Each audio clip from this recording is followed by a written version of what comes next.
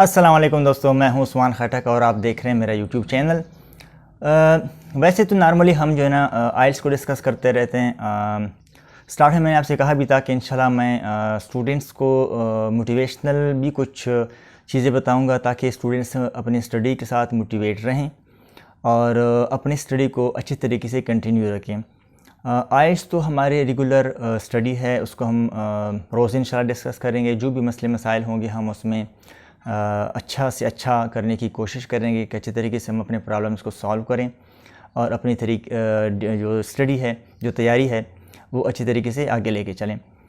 यहाँ पर एक क्वेश्चन पैदा होता है कि अक्सर स्टूडेंट्स जो हैं वो डीमोटिवेट हो जाते हैं और जो मेन प्रॉब्लम आता है वो ये आता है कि स्टूडेंट्स अपनी तैयारी स्टार्ट कर लेते हैं। इंसान की नेचर है, स्पेशली मर्द की, कि ये जो है प्रोग्रेस चाहता है और बहुत ही शॉर्ट टाइम में चाहता है। तो अक्सर स्टूडेंट्स फ़र्ज़ कर लेते हैं कि वो एक प्रैक्टिस टेस्ट जस्ट करते हैं, तो वो एंड पे रिज़ल्ट देखते हैं कि जी मेरे 40 क्वेश्चन में से 18 जस्ट ठीक हो गए हैं। तो उसी को मद्देनज़र रख के वो डिसीजन ले लेते हैं कि यार मेरी तो प्रोग्रेस ही नहीं है, मैं तो कर ही नहीं पाता और मुझसे तो हो ही नहीं रहा। ये चीज़ें आपको टेंशन में डाल देती हैं। वो टेंशन आपके लिए एक बहुत बड़ा प्रॉब्लम बन जाती है और फिर आप डीमोटिवेट हो जाते हैं और डीमोटिवेशन आपकी स्टडी को आगे जाने में बहुत ज़्यादा प्रॉब्लम्स क्रिएट करता है।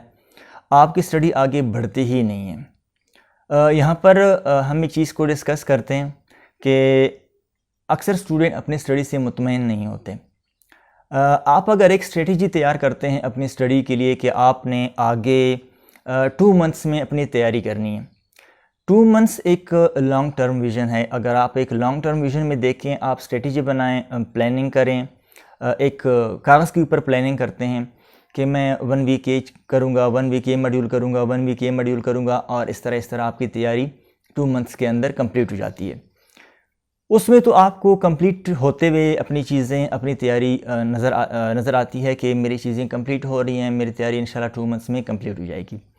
लेकिन जब आप शॉर्ट टर्म या शॉर्ट व्यू में आप देखते हैं, जिस तरह हम एक कैमरे को क्लोज फ्रेम बनाते हैं तो उसमें चीज़ें ज़्यादा वाज़ेह नज़र आती हैं, लेकिन वो टेंशन भी क्रिएट कर देती हैं।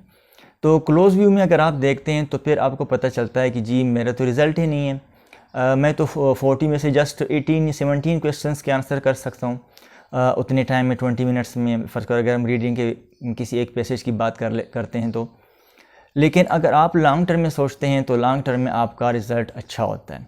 अब लॉन्ग टर्म और शॉर्ट टर्म में जो है ना आपका बीच में एक गैप आ जाता है। उस गैप को फिल करने के लिए या उस गैप की वजह से आपको टेंशन लायक हो जाती है कि मेरी तो प्रोग्रेस ही नहीं है, मैं कैसे आगे जाऊं। तो इस गैप को ख़त्म करने के लिए आपको करना यह होता है कि आप एक दिन का रिज़ल्ट कभी भी ना देखें।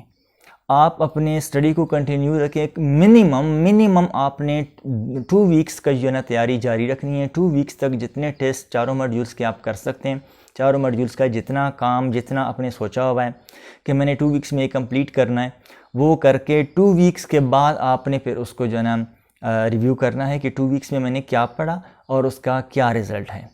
मैं गारंटी देता हूँ कि पहले दिन और आफ्टर 2 वीक्स जो आपका दिन, यानी कि 15वां दिन, 14वें दिन, आपका जो रिज़ल्ट होगा वो यकीनन डिफरेंट होगा और उसमें बहुत बड़ा डिफरेंस आया होगा।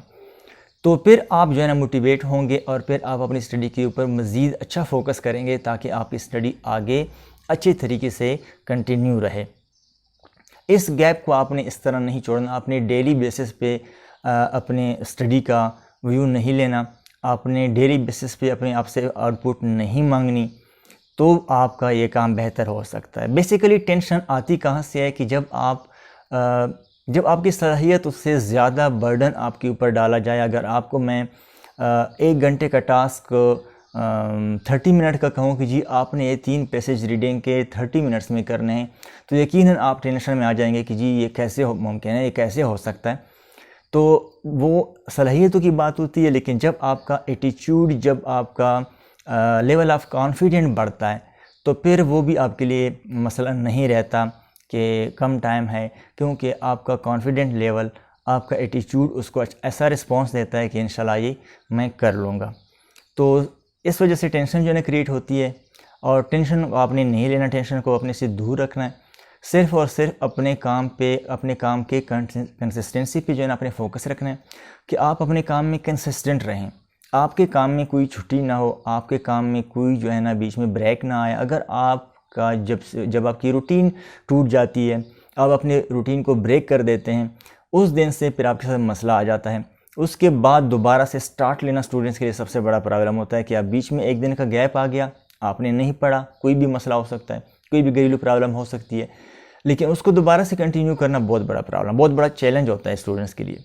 ये काम आपने नहीं करना, आपने कंसिस्टेंसी रखनी है। सबसे पहले देखिए, चीज़ें होती हैं प्रायोरिटीज़ पे। सबसे पहले आपने अपने काम को प्रायोरिटी देनी है कि आपका काम सबसे पहले है, उसके बाद कोई यार या दोस्त या किसी के पास किसी को जाके मिलना हो, कोई और काम हो, कोई घर के काम काज है, वो चीज़ें बाद के मसले हैं। फर्स्ट प्रायोरिटी आपकी स्टडी होगी, तो फिर ये स्टडी डेली बेसिस पे कंटिन्यू रहेगी। और अगर बाकी छोटे मोटे आपके सोशल काम हैं, सोशल मीटिंग्स हैं, तो वो चीज़, उन चीज़ों में अगर थोड़ी बहुत उतार चढ़ाव आ भी जाए तो मेरे ख्याल में कोई ख़ास फ़र्क नहीं पड़ेगा। लेकिन स्टडी में अगर आप गैप देते हैं, स्टडी को अगर आप ब्रेक करते हैं, तो उससे जो है ना बहुत ज़्यादा फ़र्क पड़ सकता है आपकी स्टडी के ऊपर। तो मैं यही सजेस्ट करूँगा कि आपने जो है ना शॉर्ट टर्म में या शॉर्ट व्यू में जो है ना बिल्कुल नहीं देखना। आपने कम से कम 2 वीक्स का जो है ना वक्त 2 वीक्स तक जो है ना अपनी स्टडी कंटिन्यू रखनी है, और फिर उसके बाद उसका आउटपुट देखना है।